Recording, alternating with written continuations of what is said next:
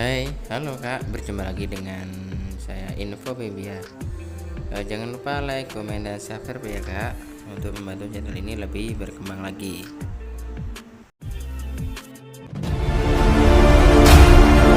Mengenal manpads rudal utama yang digunakan Ukraina untuk gagalkan tentara hingga merusak tank Rusia.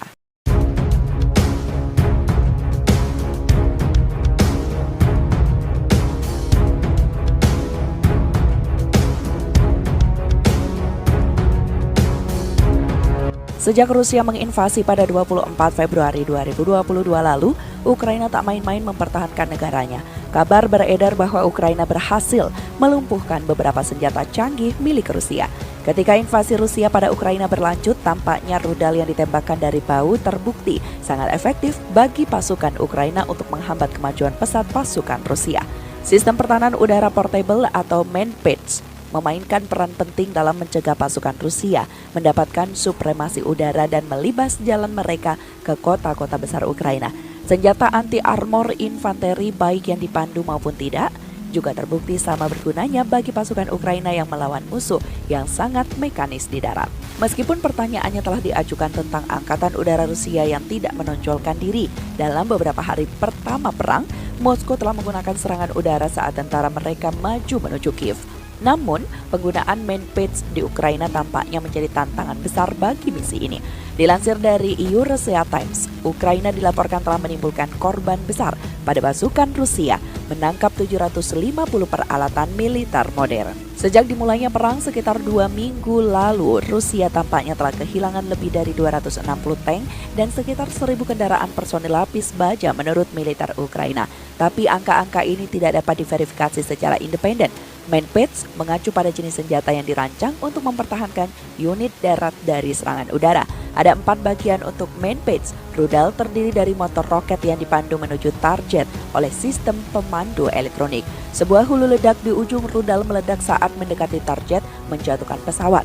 Rudal lengkap terkandung dalam tabung tempat mekanisme penembak dan penunjuk terpasang. Seluruh manpads dirancang untuk dibawa dan ditembakkan oleh satu orang dan beratnya lebih dari 20 kg. Ini bisa menjadi alasan potensial di balik popularitas yang diperoleh sistem ini di antara pasukan Ukraina yang tetap bertahan dan belum dilengkapi dengan jet tempur yang dibutuhkan untuk memerangi superioritas Rusia di udara maupun darat. Sistem rudal anti pesawat portable manusia adalah peralatan pertahanan tingkat rendah yang penting yang dirancang untuk menjadi garis pertahanan terakhir melawan pesawat musuh di kompleks pertahanan udara berlapis-lapis yang terintegrasi di samping senjata tabung. Namun dalam kasus Ukraina dan ketika mereka ditempatkan dengan baik di Afghanistan, mereka dapat menjadi sakit kepala yang luar biasa bagi pesawat musuh manapun karena mereka harus beroperasi dekat dengan tanah, jauh di dalam jangkauan efektif senjata ini. Helikopter dan pesawat serang darat sangat rentan terhadap ancaman ini. Manpads adalah sistem senjata yang sangat baik. Misalnya Anda melihat perang Afghanistan di mana mereka menyumbang sejumlah besar pembunuhan senjata Soviet. Anda melihat perang Yom Kippur tahun 1973 antara orang Arab dan Israel di mana orang-orang Arab mampu menjatuhkan pesawat Israel dengan artileri tingkat rendah. Manpads sangat efektif melawan pesawat terbang rendah karena satu, sangat mudah digunakan, dapat dibawa di bahu dan membutuhkan sedikit pelatihan. Dan karena mereka sangat dekat dengan tanah dan target, waktu reaksi pilot benar-benar tidak ada apa-apanya. Alasan utama mengapa mereka digunakan begitu luas di Ukraina adalah karena mereka kecil dan dapat dengan mudah diselundupkan melintasi perbatasan tanpa dicegat. Jika katakanlah itu adalah sistem besar, radar Rusia akan melacaknya dan mungkin menembak jatuhnya.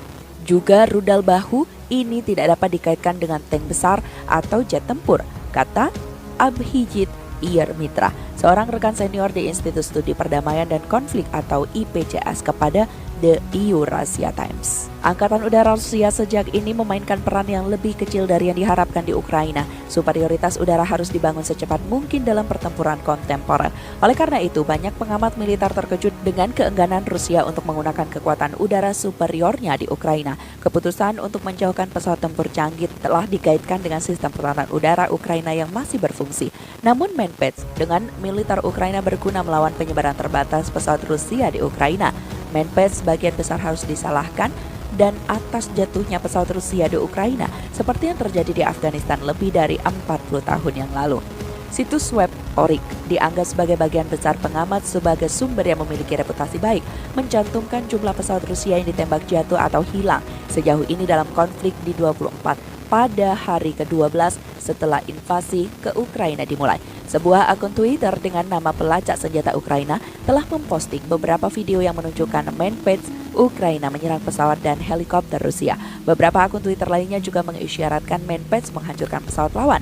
Sejak awal invasi hingga 6 Maret, Ukraina mengeklaim telah menembak jatuh 92 pesawat dan helikopter Rusia. Orik, sebuah situs yang menggunakan foto dan informasi sumber terbuka untuk memverifikasi peralatan militer yang rusak, mentweet pada 5 Maret bahwa Rusia telah kehilangan 3 pesawat, 2 helikopter, dan sebuah drone. The Wall Street Journal melaporkan. Selain itu, militer Ukraina saat ini mendapatkan sejumlah besar Menpets dan peralatan anti-armor infanteri dari lebih dari selusin negara yang berbeda. Banyak senjata anti-tank yang diberikan ke Ukraina dapat digunakan untuk melawan kendaraan lapis baja dan tidak lapis baja struktur selain pesawat. Dapat diamati bahwa anggota NATO telah bermurah hati dengan transfer Menpets mereka ke Kiev dibandingkan dengan jet tempur atau rudal canggih. Sekutu NATO sejauh ini mempertahankan sikap defensif dan menahan diri untuk tidak membantu Ukraina dengan cara yang dapat mengindikasikan peluncuran serangan. Baru-baru ini NATO yang mengumumkan bahwa mereka tidak menempatkan zona larangan terbang di Ukraina. Bahkan ketika Ukraina telah memohon kepada Barat untuk hal yang sama di tengah berlanjutnya serangan Rusia di lapangan terbangnya.